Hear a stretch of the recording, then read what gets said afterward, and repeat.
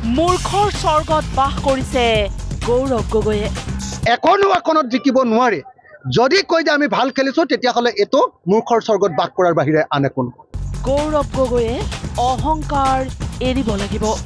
যে গৌৰৱ গগৈ অহংকাৰ এৰিব লাগে। গৌৰৱ গগৈয়ে আমাক বহু অপমান কৰিছে। গৌৰৱ গগৈটো আমাক বহুত অপমান কৰিছে। 5টা সমষ্টিৰ উপ নিৰ্বাচনত কংগ্ৰেছ দলে শোচনীয়ভাৱে মুখ ঠেকেচা খোৱাৰ পিছত পুনৰবাৰ কংগ্ৰেছৰ ৰাজপুত্ৰ গৌৰৱ গগৈৰ বিৰুদ্ধে সমালোচনাত সৰব ৰাইজৰ দলৰ বিধায়ক অখিল গগৈ। এই সময়ত এইটোক ছেমি ফাইনেল বুলি কোৱা হৈছিলে উপ নিৰ্বাচনটো। যি সময়ত আমি বিজেপিক 5খন আসনত হৰুৱাৰ সম্ভাৱনা আছিলে, তাত এখনো আসনত জিকিব নোৱাৰে। যদি কয় যে আমি ভাল খেলিছো তেতিয়াহ'লে এইটো মূৰ্খৰ স্বৰ্গত বাস কৰাৰ বাহিৰে আন একো নহয়। সেইকাৰণে মই ভাবোঁ যে গৌৰৱ গগৈ অহংকাৰ এৰিব লাগে। আৰু কালি যিটো কথা কৈছিলে, গৌৰৱ গগৈটো আমাক বহুত অপমান কৰিছে। বিহালীৰ নিৰ্বাচনী ফলাফল ওলোৱাৰ পূৰ্বেই বিহালীত আমি জিকিলোৱে বুলি অহংকাৰেৰে কৈছিল গৌৰৱ গগৈয়ে। লগতে হোটেল লিলিত হোৱা কংগ্ৰেছ আৰু মিত্ৰ দলৰ বৈঠকো ফেইল হৈছিল বুলি কৈছিল গৌৰৱ গগৈয়ে। মোৰ মতে বিহালী আমি জিকিলোৱে। নিৰ্বাচন শেষ, আহক আমি একেলগে এক কাপ চাহ খাওঁ। আগতে একগোট হৈ চাহ একাপ খাব লাগিব। চাহ কাপ খালে তাৰপিছত কথাখিনি পাতিম, আলোচনা হ'ব। বাৰ বহুত কাপ চাহ খালে হ'ব। হোটেল লিলি নালাগে, এবাৰ চাহ দোকানতে লাগে। হোটেল লিলি নালাগে, হোটেল লিলি ফেইল হ'ল। অলপ মানে ৰাস্তা চাহ দোকানত অলপ বহিলে আমি ভাল। এই সন্দৰ্ভত গৌৰৱ গগৈৰ মানসিকতাক তীব্ৰ ভৰ্ৎসনা কৰি অখিল গগৈৰ প্ৰশ্ন, হোটেল লিলিত হোৱা বৈঠকৰ সিদ্ধান্ত আছিল কংগ্ৰেছৰ দলীয় সিদ্ধান্ত, আৰু কংগ্ৰেছৰ দলীয় সিদ্ধান্তক নস্যাৎ কৰাৰ অধিকাৰ ক'ত পালে গৌৰৱ গগৈয়ে? মুঠৰ ওপৰত গৌৰৱ গগৈ তোলা ধুনা বিধায়কগৰাকী। গগৈ কৈছে যে কি কয় বিহালীৰ ধাবাত গৈ আমি মিটিং কৰিব লাগে, অথচ লিলি হোটেলত মিটিং কৰিব নালাগে। লিলি তুৰঙৰ মিটিং ফেইল হৈছে, বিহালীৰ ধাবাত গৈ আমাক মিটিং কৰিব লাগে। অথচ সেইবিলাক কংগ্ৰেছৰ অফিচিয়েল মিটিং আছিলে। কংগ্ৰেছৰ গোটেই অফিচিয়েল মিটিঙক অস্বীকাৰ কৰিব পৰাকৈ গৌৰৱ গগৈ ইমান ডাঙৰ মানুহ হ'লে। কি কাৰণত কংগ্ৰেছ দলে শোচনীয়ভাৱে মুখ ঠেকেচা খালে উপ নিৰ্বাচনত? কাৰণ কংগ্ৰেছ দল এতিয়াও নীলা তেজৰ আৱৰণত বন্দী। সাধাৰণ মানুহ নহয়, কংগ্ৰেছে গুৰুত্ব দিয়ে কেৱল ৰাজপুত্ৰকহে। ভাৰতীয় জনতা পাৰ্টি সাধাৰণ পৰিয়ালৰ সদস্য। আমাৰ প্ৰধানমন্ত্ৰীয়ে ৰেল ষ্টেচনত চাহ বিক্ৰী কৰিছিল। আমাৰ আদৰ্শ নৰেন্দ্ৰ মোদী, আমাৰ আদৰ্শ ৰাজ পৰিয়াল নহয়। কংগ্ৰেছৰ বাবে আদৰ্শ ৰাজ পৰিয়াল প্ৰিয়ংকা গান্ধী, ৰাহুল গান্ধী, যিমান নাম আছে।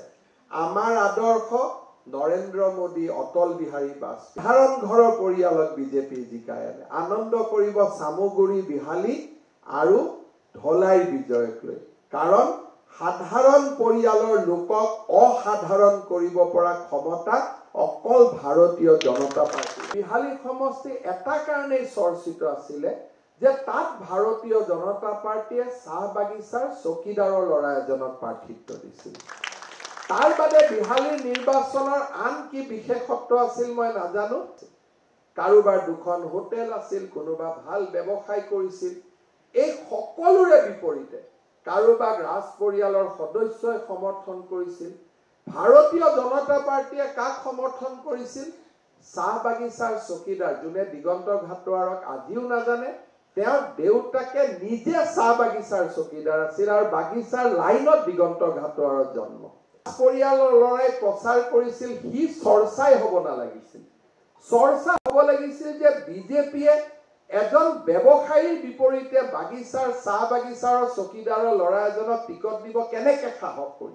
ৰাজতন্ত্ৰৰ মানসিকতাৰ পৰা এতিয়াও আঁতৰি আহিব পৰা নাই বুলি তীক্ষ্ণ কটাক্ষ কৰিলে মুখ্যমন্ত্ৰী ডক্টৰ হিমন্ত বিশ্ব শৰ্মায়ো।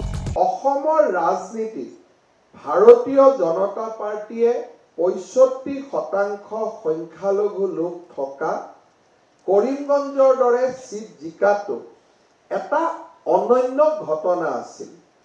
কিন্তু সেই সময়ত সংবাদ মাধ্যমেই হওক বা আন যিসকল ৰাজনীতিত জড়িত, তেওঁলোকে কৰিমগঞ্জৰ পৰা দৃষ্টি আঁতৰাই আনি যোৰহাটত দৃষ্টি সীমাবদ্ধ কৰিলে। তাৰ কাৰণ আছিল যে এতিয়াও আমি কৰবাত নহয় কৰবাত ৰাজতন্ত্ৰৰ মানসিকতাৰ পৰা আমি আঁতৰি আহিব পৰা নাই।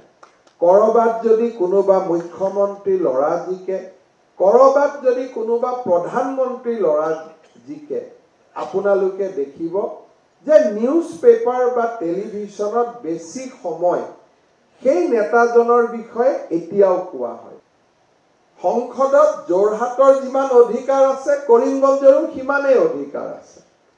কিন্তু অসমৰ সংবাদ মাধ্যম আৰু অসমৰ ৰাজনীতিৰ লোকসকলে কৰিমগঞ্জৰ বিশাল বিজয়ৰ প্ৰশংসাৰ পৰা ভাৰতীয় জনতা পাৰ্টি 100 যোজন দূৰত ৰাখিলে। বিহালী সমষ্টি প্ৰথমে CPI-ML দলক এৰি দিম বুলি কৈ শেষ মুহূৰ্তত মিত্ৰ দলটোক লেং মাৰি গৌৰৱ গগৈয়ে অকলশৰীয়াকৈ লোৱা সিদ্ধান্ত ভুল আছিল। গৌৰৱ গগৈৰ একলা চলো নীতিৰ বাবেই বিহালীত কংগ্ৰেছ হাৰিল বুলি স্পষ্টকৈ ক'লে CPI-MLৰ নেতা বিবেক দাসে। এবাৰ বাই ইলেকশ্যনত 5টা সমষ্টিতে কংগ্ৰেছৰ হাৰিব লগা হ'ল ন, আৰু কংগ্ৰেছে এটা একলা চলো নীতি ল'লে। গতিকে তেওঁলোকে ভাবিলে যে আমি অকলেই পাৰিম, মানে ক'ৰবাত নহয় ক'ৰবাত এনেকুৱা এটা কনফিডেঞ্চ আহিলে, মানে তেনেকুৱা এটা আত্মবিশ্বাস আহি গ'ল যে তেওঁলোকে অকলে খেলিব পাৰিব। আৰু সেই কনফিডেঞ্চত গৈয়েতো আজি হাৰটোতো চকুত লগা হৈ গ'ল ন, 5খনৰ। গতিকে সেইটো এটা কংগ্ৰেছৰ অহংকাৰ বুলি ক'ব নে, তেওঁলোকৰ এইটো মানে ৰং এছেছমেণ্ট, এটা ভুল সিদ্ধান্ত বা মানে ৰিডিংটো ভুল কৰিলে। কাৰণ গোটেই ভাৰতবৰ্ষত যেতিয়া কৈ আছে যে একেলগে থকাটোৱে জোৰ বেছি, সেইটোৱে এটা ডাঙৰ অস্ত্ৰ হিচাপে পৰিগণিত হৈছে। কিহৰ কাৰণে তেওঁলোকে একলা চলো নীতি ল'লে? তেওঁলোকৰ সেইটো এটা পৰিস্থিতিত বেছিকৈ এটা অভাৰ এছেছমেণ্ট হ'ল চাগে নিজৰ সম্পৰ্কত। গতিকে এই ক্ষেত্ৰত মই ভাবোঁ যে কংগ্ৰেছ দলৰ 100% ভুল আছে। মানে CPI-MLৰ নেতাগৰাকীৰ স্পষ্ট কথা, একেলগে যদি মিত্ৰ দলসমূহে বিহালীত নিৰ্বাচনত প্ৰতিদ্বন্দ্বিতা কৰিলেহেঁতেন তেনেহ'লে বিহালীত মিত্ৰ দলৰ জয় নিশ্চিত আছিল। আমি খেলিলোহেঁতেন, কংগ্ৰেছৰ CPI-ML একেলগে যদি ইলেকশ্যন খেলিলোহেঁতেন বা সকলোৱে মিলি যদি ইলেকশ্যন খেলিলোহেঁতেন মৰ্চা হিচাপে, তেতিয়াহ'লে এইবাৰতো বিজেপিৰ হাৰ ইয়াত নিশ্চিত আছিলে, এইটো খাটাং কথা। আনহাতে বিহালীত পৰাজয়ৰ ব্যৱধান হ্ৰাস হৈছে বুলি গৌৰৱ গগৈয়ে আনুষ্ঠানিকভাৱে দিয়া বাৰ্তাকো সমালোচনা বিবেক দাসৰ। গৌৰৱ গগৈ ডাঙৰীয়াই যিটো আত্মসন্তুষ্টি লভিছে, এইটোতো ভুল আত্মসন্তুষ্টি ন, ব্যৱধান কমিছে। এইটো এটা আত্মসন্তুষ্টি হয় নেকি? এবাৰ ইলেকশ্যন কি ব্যৱধান কমোৱাৰ কাৰণে হৈছিল নেকি? এবাৰ ইলেকশ্যনটো ব্যৱধান কমোৱাৰ কাৰণে হোৱা নাই। তেওঁলোকে যোৱাবাৰতকৈ ভোট বাঢ়িলে, যোৱাবাৰতকৈ ভোট বৃদ্ধিটো এবাৰ ইলেকশ্যনৰ উদ্দেশ্য আছিল নেকি? এবাৰ আছিলে 2026 এখন ছেমিফাইনেল হয়।